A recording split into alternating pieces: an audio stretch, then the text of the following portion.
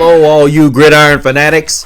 Glad you could join us here for the championship edition of Gridiron Gab Pro Style.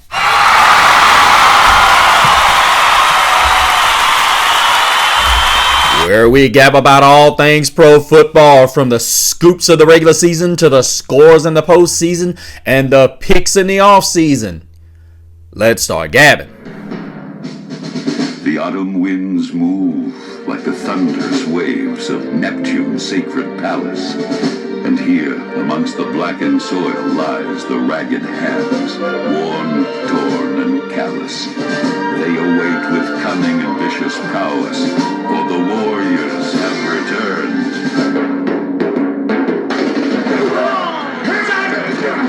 Come on, Dirt! Don't do it!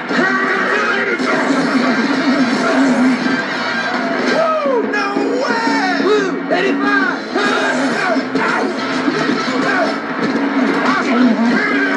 Crying out loud!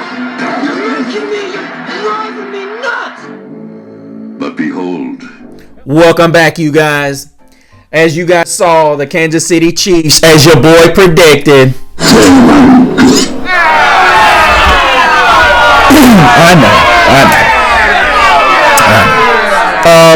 Yeah, they pulled out the victory, and as I said, I told you guys as much as this much, and you guys kept, wondering why I was so low on Lamar Jackson, and there's your reason. I mean, this is a guy that just barely completed 50% of his passes. But not before I get into that, Chiefs win 17-10. They will be making another appearance in the Super Bowl in just over 2 weeks. Mahomes was just good. I mean, he wasn't great, but I remember they made a statement early in the game that he hadn't thrown any less than 343 yards in any game against the Ravens. And surprisingly enough, once again, the Chiefs were they methodically controlled this game. As surprised, I didn't know they ran this amount of plays. But it did make sense because they dominated the time of possession in the first half by a large margin. I think it was like 23 minutes in that first half to I think it was like 21 minutes to 9 minutes, if I recall correctly. And the final numbers were 37 and a half minutes to 22 and a half minutes.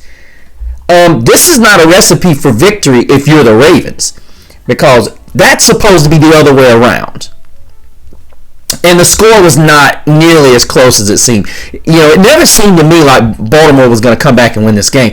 It seemed more like the Chiefs got ahead and were content with winning the game this way. But, let's break it down. The first drive was just overly impressive for the Chiefs, and as the Ravens were slammed shut by the Kansas City Chiefs defense, which I don't give them enough praise. I mean, I think the problem was that this team just came along, and the Chiefs have a system in place, you guys. They're saying, okay, we're making Patrick Mahomes the number one guy in the land as far as salary is concerned, but we're going to pay only one or two guys on that defense and a couple of guys on that offense, if you will. But he was great in spots where he needed to be, but the one spot that really killed the Ravens in this one was one they generally win, is the turnover margin. It was 3-0 Chiefs today, and the Ravens generally don't turn the ball over, and their defense was nasty when it comes to attaining turnovers. But to me, a lot of the things that set the stage today, is the first three plays. After the first play, then you had a second and the third. You had a second down. Then you had first back first downs of 10 yards. And what I really saw with the Chiefs, which I didn't see enough of in the second half, which I really thought all the Chiefs wanted to do was to get out of here with a win. That's what it seemed like right around the late third and fourth quarter, because the only points were scored was Justin Tucker's long field goal in the fourth quarter. It would have been a scoreless second half. It was almost like, hey, Kansas City was saying, hey, look, they can't do anything. They weren't intimidated.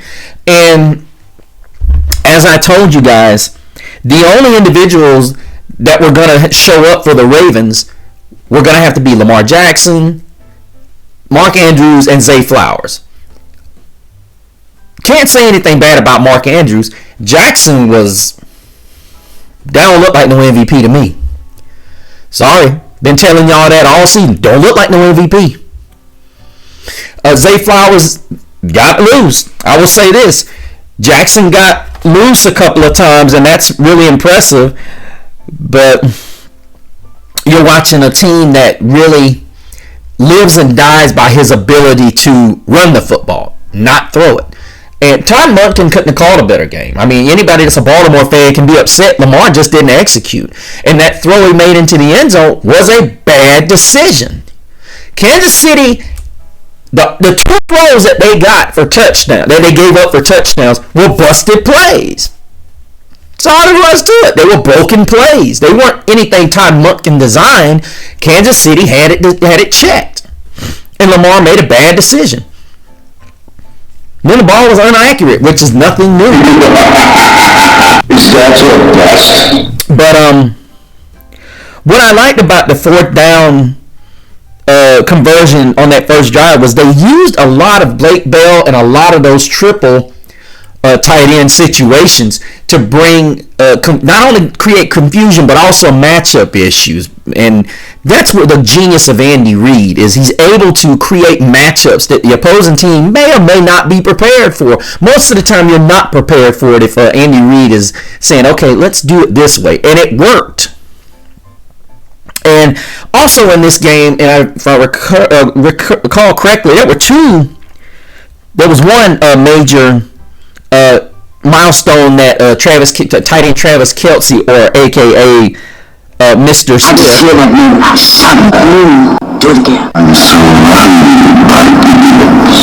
He broke Jerry Rice's career playoff receptions mark. He is now the leader of that category, and that's saying a lot if you are able to distinguish yourself enough to break a record that is Mr. GOAT himself.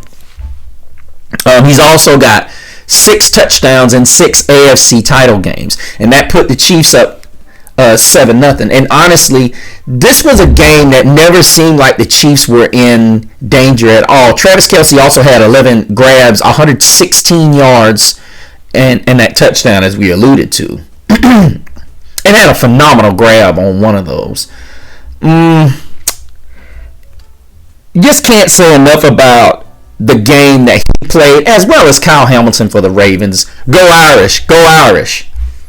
And I got to bring him up too. He had a phenomenal football game.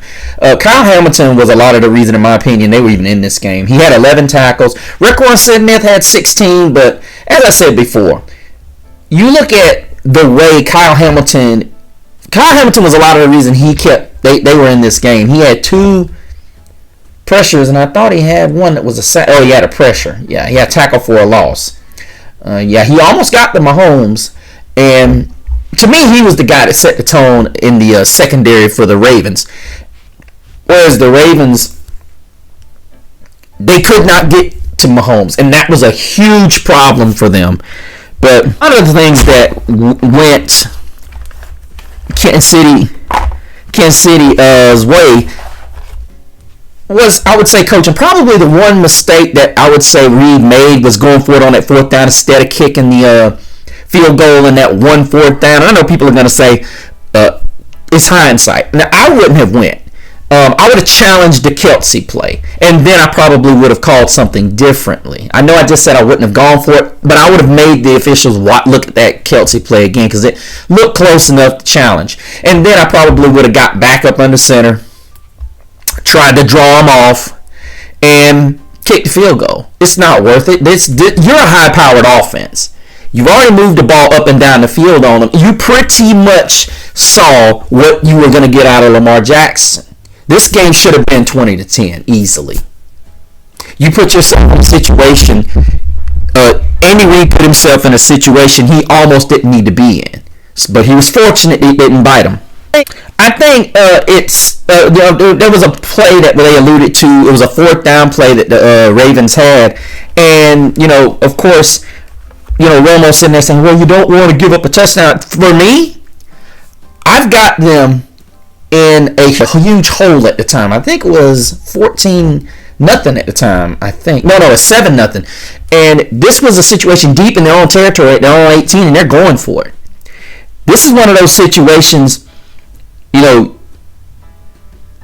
got a chance to put this game away, and you go up 2 scores, you get a chance to get the crowd out of it, and it gives it gives your defense and Spag the opportunity to put Jackson and Monken in a dilemma that you do not want to have with per se Lamar Jackson, which is he's got to throw the football.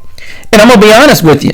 So on the with a running quarterback that hasn't shown a level of ability to throw the ball down the field accurately in tight coverage. So this is what I have to say about Romo's assessment of not selling out on that fourth down and giving up the 21 yards that you gave up to Lamar Jackson. Dumbass! Bruh. You take that chance. Period. You take that chance. Don't listen to Romo. The 21-yard run was the largest play that the Chiefs had given up all playoffs. And, of course, they get bigger because you had Zay Flowers get a big one, 2 big ones, actually, and then you had Aguilar get one. Zay Flowers is, you can't really say enough about how great this kid is because he makes the Lamar Jackson ability to get open so much more punishable by the defense. And honestly, it's like playing backyard football. But ultimately, the Chiefs missed a lot of opportunities for sacks in this game. I can't say enough about Drew Tranquill. Notre Dame represent. Karlaftis had a big sack there. Justin Reed had a big sack. He played a heck of a game as well. Would have had that interception that Jackson ended up making the grab on, but Jackson made a great play doing there. But Justin Reed had an awesome game had several knockdown passes in that game. He was great. The Chiefs defense, for no more than what they get or how much credit they get, they're exceptionally well disciplined. I must admit, Spags is a very good coach, and honestly, I don't know how Andy Reid continues to keep this guy year in and year out. He's going to be gone eventually. I see that happen. The only thing is that the Chiefs, this game could have been a lot uglier, even though the Chiefs got lots of pressure. They had 3 sacks that they didn't get, and one of them turned out to be a big play. McDonald's attempted to put, the O-line in several bad situations in this game. McDonald being the Baltimore Ravens defense coordinator. He tries to put these linemen in different positions and gives them different looks so they don't know what's coming. See, most people don't understand. The offensive lineman can't block what they don't know is coming. But what was so great is that the Chiefs had such a great turn of it. They had great running plays that you would have double tight ends, or you would bring the formation in or back it out or bring it out, spread it out, and then they would come right at you. And they didn't try to get east and west. They tried to go north and south, and that's where you do it. And it worked out well. But we look at the way Mahomes played. Mahomes completed his first 11 passes, which is the longest streak in the AFC title game since Rich Gannon did it. And he ended up finishing 30 of 39, 241 yards. He was sacked twice. But what was important about that is he was able to set the tone early. Get the Chiefs in a comfortable situation where they're not only winning this game, but they're controlling the crowd noise. They're controlling the momentum aspect of it. And then we see, I mentioned the tight end personnel would hurt the Ravens D in the earlier show that I did about in the preview show I did. And this has turned out to be a major flaw. As you see, Noah Gray had 2 grabs, 8. and you see guys that are not necessarily tight ends, but they play a role that you could very well say that they're like slot guys, if you will. Rashee Rice is a guy that is not necessarily a wide receiver, but he's listed as a wide out. They're great when it comes to that, playing in that slot. But as I said, you had several plays by those guys there stepping up, and probably the biggest play of the game, of course, was Marquez Valdes-Scantling getting that 32-yarder on a 3rd and long, and that was huge. You heard, I would say you heard Jim Nantz say he would take a shot right here, and Romo, of course, agreed with him. I personally wouldn't have taken that shot, but it was a great play design, phenomenal play design. And as I said, we can look at a bunch of things, and I will even go as far as to say that this game shouldn't have been close, because even with the 2 personal fouls that were called late in the first half, I didn't agree that the hold on the Kansas City touchdown that Rice would have taken in was a hold. I've seen worse not get called. If you guys go back and watch it, it was no different than I've seen pretty much every Sunday, but they happened to throw the flag on this one. I believe it was a makeup call, but anyhow, you look here at the way the game was going, and it was really not huge disparity when you look at the yards for each team. It wasn't a large disparity, but the difference is when you start looking at the turnovers, and this is what everybody's going to talk about. People are going to say, well, he threw Mahomes. Well, not really. Mahomes knew what he had to do. He threw 30 of 39, 230. And I know I said that this would probably be a game that Mahomes could throw it deep on, but contrary to popular opinion, they had some great setup throws. They took the intermediate throws, the little outwards. They ran perfect routes that would leave them open here, and here. And they ran a lot of misdirecting screens, if you will. They ran a lot of crossers. And, that's what I saw, and I liked it a lot. But, we go into the halftime, and I remember Nate Burleson saying that KC's gotten to Jackson but can't bring him down because of his quick release. Because of his quick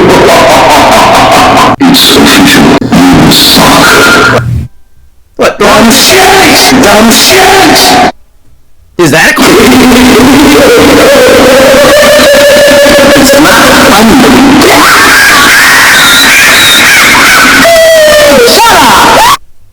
Here's the thing. They start the 3rd quarter and they hold Baltimore to a 3 and out. That was massive. A massive move for the Baltimore Ravens. But you look at Justin Reed. He had a tremendous game for the Kansas City Chiefs, as I said before. He did drop an interception, though. That's something else I didn't bring up. Reed could have stuffed the stat sheet. And I allude to the fact that the problems that Jackson had was is not accurate. I mean, you're a guy that gets open. I know people are going to say, well, in order for him to be an accurate quarterback, he's got to get good pass protection. He did have good pass protection. The problem is Lamar is not understanding concepts. Same thing I dealt with when Cam Newton was a Carolina Panther. He gets certain concepts that confuse him, and he doesn't know what to do. And he relies on his mobility and improvisation to get big plays. That's what he lives and dies by. And Kansas City had too many times that they should have had him. Now, I don't agree with well, here's the thing. Romo said he's trying to do too much on a throw that's behind. Romo's saying he's trying to do too much. How is he trying to do too much on a throw he's running out of the pocket and it's just downright? It's we continuously trying to make excuses for Lamar Jackson. Lamar Jackson has not gotten the accuracy thing down yet. And instead of sitting here worrying about how fast I can be, and this, that, and the other, you need to be focusing on throwing the football. If he can't get this, throwing thing down, then maybe he needs to be like Taysom Hill. Because here's the reality: at some point, the Ravens are going to have to invest in a pocket-style passer. It doesn't matter how good he is, because at the end of the day, you're paying the defense. This defense is what's keeping them in these games. Because I'm going to be honest with you, if this was a game that they didn't have this type of defense, this game was a blowout. So when Lamar's talking about he gets this and that, Stephen A. Smith, yes, when he deserves to get paid, or Ryan Clark, he deserves to get paid. No, that defense deserves to get paid, because this could have been a straight beat. Y'all need to get your heads out of your you-know-whats and realize this ain't no franchise quarterback. And I know what people are going to say, well, he got to him.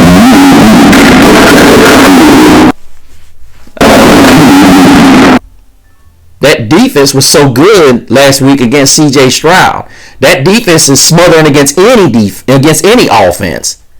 Yeah, there's some games you're going to look good. I get it. Any win you get in the National Football League is a but they ain't paying you all that money to win or get to the AFC title game. They paying you to have a realistic chance to get a ring. And once the roster, or let me rephrase that: you showed up, but you don't have the tools yet. People can get mad at me and say, you ain't nobody, you ain't this, and you ain't that. But I'm no different than all the other guys out here that are doing shows and putting out their opinions. You ain't that dude, Lamar. And you ain't the MVP. If anything, you know who showed why he's the MVP. He's So again, final, Chiefs 17, Ravens 10. Chiefs advance to another Super Bowl, and if I recall correctly, he ties Bill Belichick for most playoff victories, and as he goes and attempts to take another in the Super Bowl, it is going to be overly impressive to watch this team if it is indeed the Detroit Lions. This is going to be a fun game to watch. But that's going to do it for us, you guys. Make sure you hit me up on the Facebook page of the same name, Gridiron Gab. I will be checking some things out, as you know, as I always do. I will also be putting up of course you guys know, I will also be putting up a poll to see who you guys like and who you don't like. But as I get ready to get up out of here, I hope you guys enjoy the NFC title game. But until the next time, same Gab channel, same Gab platform.